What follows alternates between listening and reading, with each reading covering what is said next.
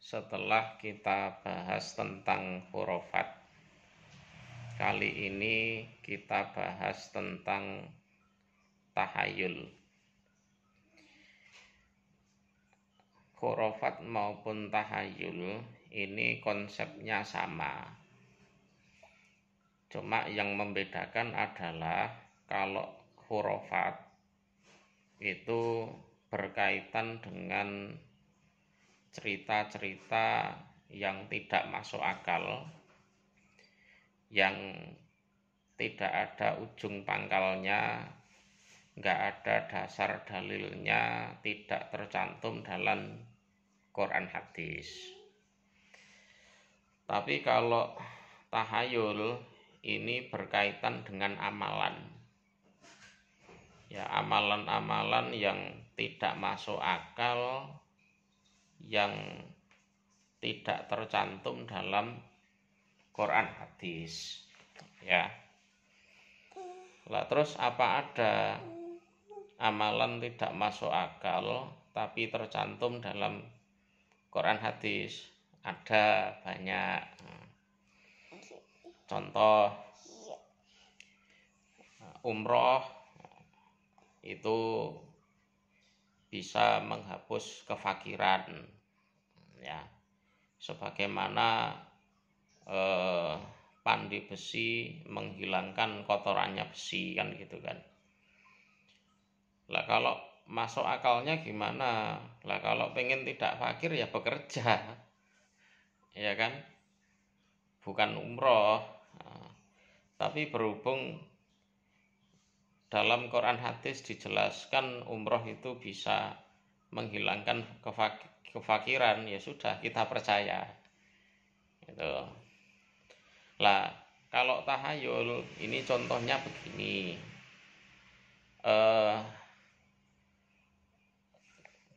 kalau pengen sukses, dagangannya laris, misalkan harus ngambil air dari 7 sumur, ya, sumur A, sumur B, sumur C sampai 7. Nanti airnya dijadikan satu, dibacakan mantra, terus dicampur kembang. Lah nanti untuk mandi tengah malam. Nah kalau seperti itu, nanti besok dagangannya laris. Nah itu intinya konsepnya sama dengan apa, hurufat. Cuma bedanya kalau hurufat itu berkaitan dengan cerita-cerita, kalau tahayul itu berkaitan dengan amalan-amalan. Contoh, barang siapa yang ziarah ke makam Wali Songo misalkan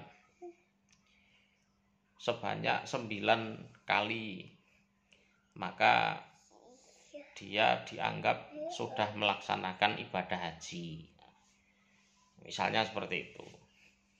Nah ini termasuk tahayul, ya, termasuk tahayul,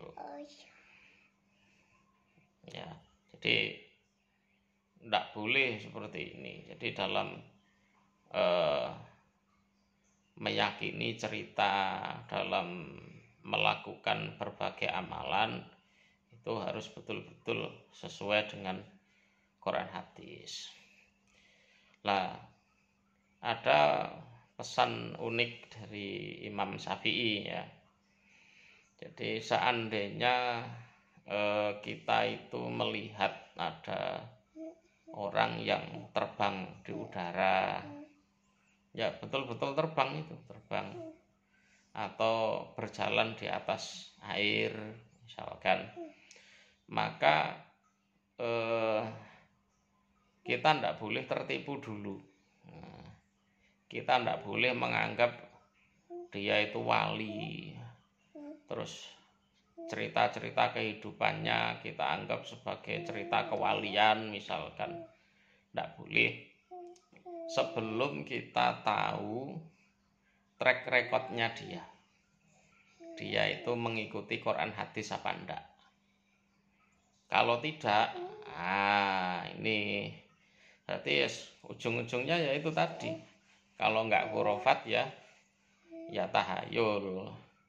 Lah kalau dia enggak mengikuti Quran hadis, kok bisa terbang betul atau berjalan di atas air betul, bisa jadi dia adalah tukang sihir atau dukun atau tukang sulap atau apa. Nah, dia tidak bisa dianggap sebagai wali karena track recordnya menyelisih Quran hadis. Itu ya.